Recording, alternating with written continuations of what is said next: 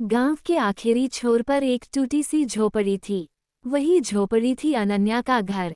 झोपड़ी छोटी थी, लेकिन उसमें रहने वाली लड़की के सपने बहुत बड़े थे। अनन्या के पिता एक मजदूर थे और माँ घरों में बर्तन मांजती थीं। घर में पैसे कभी पूरे नहीं होते थे। कई बार तो चूल्हा भी सिर्फ चाय के पानी से ही जलता था।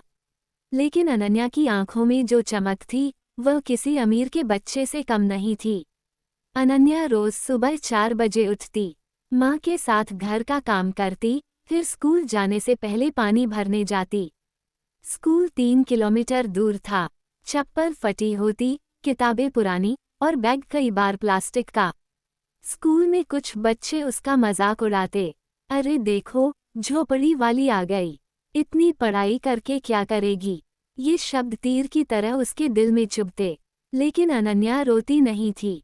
वह बस मन ही मन कहती, एक दिन यही किताबें मेरी ताकत बनेंगी।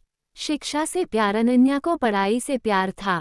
वह क्लास में सबसे आगे बैठती, टीचर की हर बात ध्यान से सुनती। जब घर में बिजली नहीं होती, तो वह मिट्टी के दिए की रोशनी में पढ़ती। कई बार दिया बुझ जाता, लेकिन उसका हौसला नहीं बुझता। उसकी माँ अक्सर कहती, बेटी, इतना मत पढ़ा कर, तबीयत खराब हो जाएगी। अनन्या मुस्कुराकर जवाब देती, माँ, पढ़ाई ही तो हमें इस अंधेरे से बाहर निकालेगी।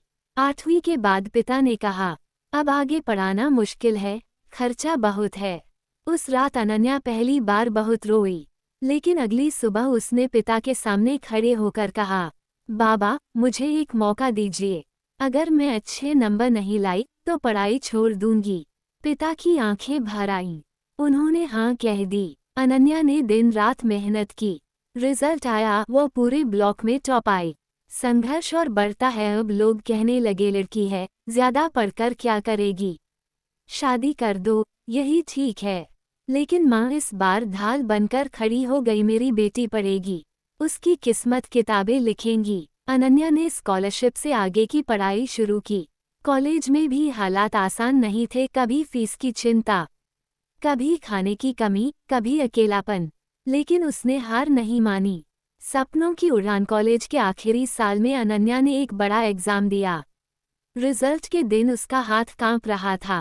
जब स्क्रीन पर उसका नाम आया, अनन्या चयनित, तो उसकी आंखों से आंसू बह निकले। वही लड़की जो कभी दिए की रोशनी में पढ़ती थी, आज अपने परिवार के लिए रोशनी बन गई थी।